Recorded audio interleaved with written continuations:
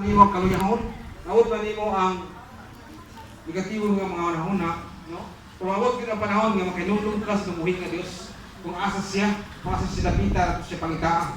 Nung naman na ito nga, nasa kanunay, nagkauban tayo kanimo sa imong pagpadayon sa imong pagkinabuhi. Muna siya ang isa sa pagkumatuod nini sa itong kaugalingon nga pagkumatuod nga dita angay maluya, dita angay mamalaka, o dita angay mahadlok, dita angay maguol sa itong kinabuhi. Tungkol kay ang Diyos na itong gilagaran, kamahanan siya kayo, o sahit siya sa ipadulngan sa imong kinabuhi o hibalo siya kung ano na may makaaway ng hatag o mahimog kanimong kadaot sa imong kaugalingon.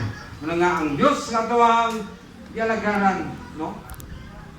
Nasa sa imong luyupon, no?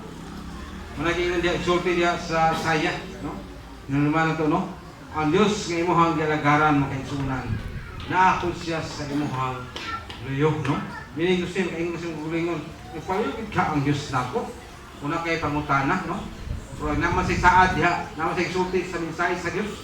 Diya sa Isaiah kapitulo 30, no? Unang may balang kasulatan. Ugba ang Isaiah kapitulo 30. Pag matuod nga ang Dios nga itong gilagaran, nagid siya sa tuod nga kauban kanunay, no? Kung wa siya maguna sa imong luyo pagprotektar o paghatag nimo og protection sa imong kinabuhi mo na. Diya sa Isaiah 30:21. Naingon siya din sa 21 sa kapitulo 30 sa Isaiah.